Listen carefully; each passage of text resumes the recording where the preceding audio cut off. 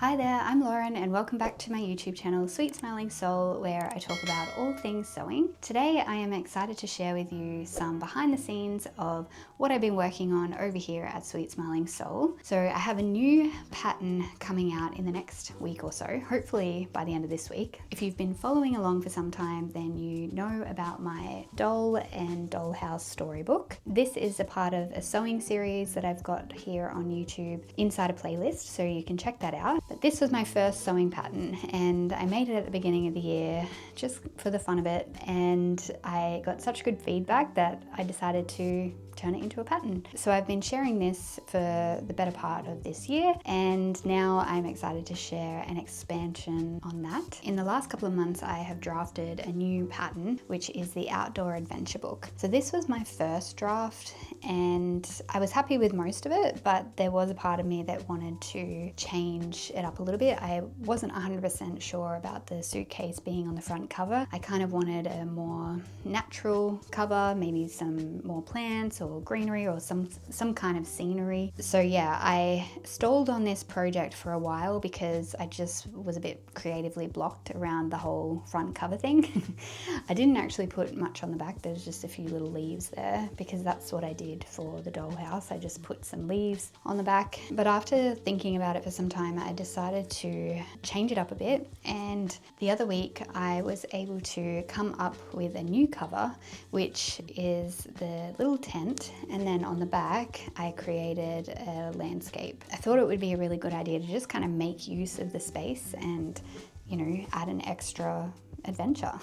So this is my final prototype, and it's got the little tent with the flaps on the front. Then we open it up and we've got a little picnic blanket with a little basket, and you know, little items can be put inside. I'm still working on those additional features. That's what I'm focusing on this week. So thinking maybe some food, or yeah, I'm not quite sure yet, maybe a couple of food items, but we'll see how I go. Then I've also got a little hammock happening here, so the doll can sit inside the hammock. And then I've got a boat and a beach, so the doll can also slide into the boat here. And then finally I've got a swing. So for this version of the adventure book, I ended up not attaching the swing, so it actually swings. And I don't mind that. Like, I am going to leave that as an option in the instructions, but there is a part of me that kind of wants to add a little Velcro dot to the back and just like kind of have it stuck there, because when I open and close the book, sometimes the swing gets in the way. So that might be something that I just add on. But I do like that it's loose and the doll can, you know, sit on it and we can play pretend. So like this, and it can like move away from the book. So yeah, I left it like that for now. And then this is my favorite. So this is the treehouse, and I made a little ladder, and the doll can also sit inside. So I'll put her in and show you what that looks like. So there we go. Oops, she's hanging out.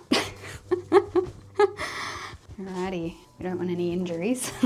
So she can sit in the treehouse, and there's a little ladder there that I love.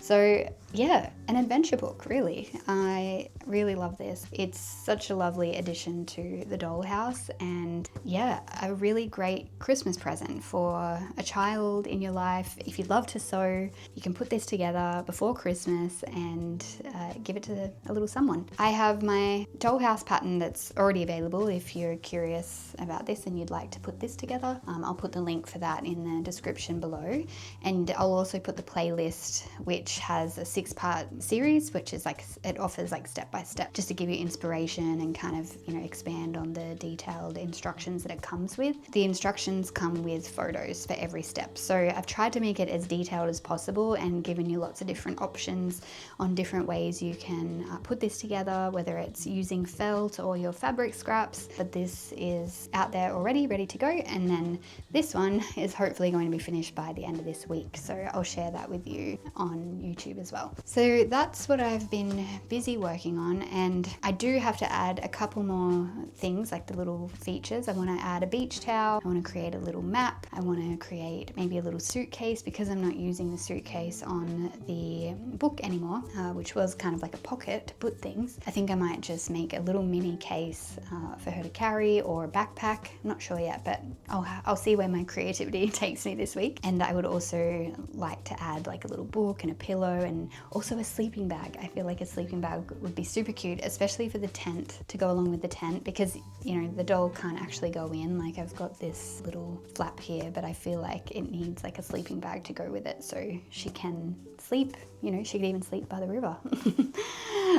But yeah, those are my ideas at the moment for the rest of the project. So we'll see how that goes. I'm also working on creating my first sewing workshop. So I'm hoping that it happens this Saturday. I think it will. I've got 3 volunteers to come and do like a practice mock sewing workshop. So I'm looking forward to that. I'm gonna host it at home to start, take some photos, and then learn from the experience, you know, take notes, what works, what doesn't, what I need to, you know, change or improve on. And then I can prepare some more sewing workshops in Melbourne in the coming months. So hopefully whatever I do in the next couple of weeks regarding workshops will prepare me for advertising workshops and hosting workshops in the new year. So that's a really big goal of mine for next year. So yeah, I am going to start by teaching the tote bags that I've been sharing with you. A tote bag is such a great beginner project. I know that was one of the first sewing projects I ever put together, and with the recent feedback I've received on the scrap fabric tote bags and purses, I just felt inspired to maybe make that as my first sewing workshop. I went viral for the first time, or viral for me, but I went viral last week with the purse video on TikTok, and that gained a lot of new followers on TikTok, which was great. And then last week's, or 2 weeks ago, my video was on 5 different things you can create with fabric scraps, and I will link that somewhere around here so you can check it out. But that was the video that actually got me over 1,000 subscribers. So I'm celebrating that, and yeah, it's such a big milestone for me. So at the beginning of the year, I decided to launch a YouTube channel just for the fun of it, just to start getting back into my sewing projects and staying committed to my projects. I joined to practice enjoying the process of creating. So yeah, it's been really exciting to see it grow, and it was even more exciting the last 2 weeks seeing it kind of go from, I think, around 500 or 600, I can't remember, subscribers, and jump up to almost 1,500 as I'm recording this video. So that was a really exciting thing for me. And on that video, I received so many positive comments saying, I love the scrap busting projects. And so yeah, especially this, like these little tote bags made from scraps, like the collage kind of look, those are just getting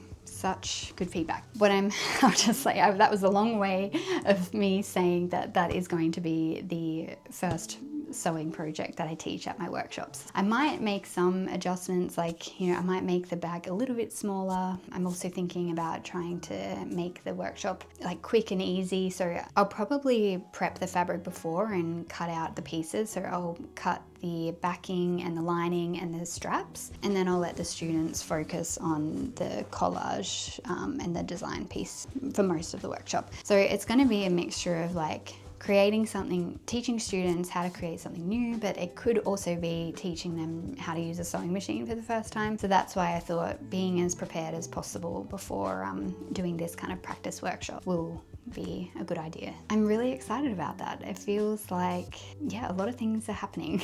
I've been selling lots of dollhouse patterns, which has been really great, especially since that YouTube video took off, the video where I've had the most views and interaction. And yeah, it's since then, and sharing my dollhouse pattern with you again, I've been able to, yeah, make some sales there. So that's always a win for a small creative handmade business. And yeah, now I'm excited to share the adventure book and the workshops, and yeah, it's starting to feel like my handmade business is really becoming a business. So before that, I was just kind of throwing spaghetti at the wall, trying to figure out what's working, what's not, like making the YouTube videos, just kind of listening to the feedback that I was getting, and pulling inspiration from that and just moving on to the next thing. Now I'm starting to see that my Sweet Smiling Soul sewing business is becoming a bit more structured and focused and niche, as they say, so it's really exciting. So that's just another little bit of behind the scenes of my business that I thought to share with you. Another thing that I'm excited to share about is that I sold a tote bag today. I actually sold it on Depop. So I do have listings on Etsy for like the physical products that I've made, but I don't know, Etsy is hit and miss. Like I've been able to sell a lot of dollhouse patterns on Etsy and it works really well, but my physical products are kind of just every now and then, I'll get like an Etsy order. And I thought to post just a few of my products, like the upcycled denim jackets and this doily tote bag that I made last year for a uni project actually. I thought to list those on Depop because Depop seems to be quite popular in Australia, especially for like the younger generation. They're, looking for secondhand items or upcycled items, unique items. I've seen other artists share their handmade stuff on there. So I thought to just give it a go, and yeah, today I sold this doily tote bag that I made, and so I'm going to ship that off later today. Last year I completed a certificate in creative arts and health at the University of Tasmania, and I loved it. Like it was what I spent most of my time doing last year. What I loved most was some of the projects and the prompts we were given to expand on our creativity and kind of push our limits a bit. For one of the subjects, we ended up working on 3 projects and in 3 different mediums. And the first project we were asked to create something using a medium that we're familiar with. So for me, that was sewing. The next prompt was we had to incorporate a material that was kind of out of the box, like something you wouldn't normally use for that particular medium. Another thing that we had to incorporate was this kind of theme of either time, gather, or glow. And so for each theme, we had to kind of brainstorm a whole bunch of words that we associated with that word and feelings and emotions and things like that. For me, the one that I could brainstorm on the most was the word time. So I decided to incorporate that as my theme, and the unconventional item was doilies, which isn't really that unconventional because, as you know, I'm upcycling materials all the time over here. I'm not the only one doing it. A lot of people are uploading videos on upcycling their bed sheets and duvet covers and even other materials that I've seen people make clothing out of chip packets before. So, that would have been an unconventional item. But for me, I wasn't it was the first project for uni, and I found myself not really stretching myself. I was kind of just going with what I knew, but I thought doily might be a little bit unconventional because it has another purpose. I ended up making a doily tote bag and I got good marks for it. I was really happy with it. And I also recorded the process in my diary, and this was actually the first time since high school that I'd recorded like all my notes and ideas and things for a creative project, and I really enjoyed it. It's really nice to just look back on it and see like the creative process and how I went about it, the problems that happened along the way, how I overcame those issues, my inspiration, it's got all these things. So I was just reflecting on this morning when I made the sale and started packing away this doily tote bag.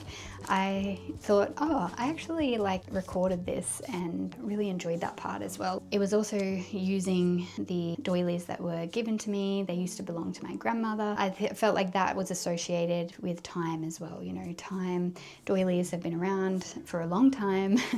They take a long time to make. They are kind of old-fashioned in a way. Many of our grandmas made them or owned them, so they're a part of history, they're a part of culture, they're a part of, just memories, and I associate all that with the word time. So that was how I kind of wove the theme in there and then came up with that. So that's going to its new home today. So I'm really happy about that because, it has a lot of meaning to it, and it was really thoughtfully made. It was made using materials that I actually didn't know what to do with otherwise. And yeah, I am really happy that it's going to someone who will appreciate it. So that's another thing that's been going on behind the scenes in my business. So going back to the pattern, I still have to work on some of the instructions today as well, and I just have to proofread read everything, make sure that everything makes sense and the steps are all good to go, and you know, people can put it together without any issues. So that is what I'm going to focus on next. It's a cold and rainy day here in Melbourne. What's new? And my window is starting to fog up. So yeah, that's great. I'm probably just going to have a cozy afternoon sewing up those little added features for the Dollhouse Storybook and editing the instructions, making the instructions for the added features. That's another thing. I'll need to take photos and things for that. And I think down the track in the next few weeks, maybe even over Christmas, I might be sharing, I don't want to commit to too much, but I would like to have this happen. I would like to record the step-by-step tutorials for the adventure book as well, just the same as I did for the Dollhouse Storybook. That will keep me busy for the remainder of the year, YouTube-wise, while I experiment with my workshops and experiment with selling and promoting this new sewing pattern. I'm feeling very positive and motivated in my business right now. It's been a slow journey for me. If you watched last week's video, you know that my career path has been all over the place. I've tried lots of different things in my life, and I find it interesting that I'm falling back on the things that lit me up as a kid, you know, being creative, making things with my hands. I'm really happy that I've been able to kind of reconnect with my inner child and focus on doing the things that I actually love and also feel confident in. It's been really exciting for me to see my creative business come to life, especially over the last 6 months or so. So let me know what you think of the new adventure book, the Dollhouse, and my idea of this new tote bag sewing workshop where we make a scrappy patchwork tote. I look forward to letting you know how this mock workshop goes this weekend, and look forward to sharing the adventure book pattern with you next week. I'd love to know your thoughts on these things, and if you have any questions or if you have any feedback, comment below, let me know, and I appreciate you being here and watching my channel. If you haven't already, hit subscribe, like it, share it with a crafty friend, and I will see you next time.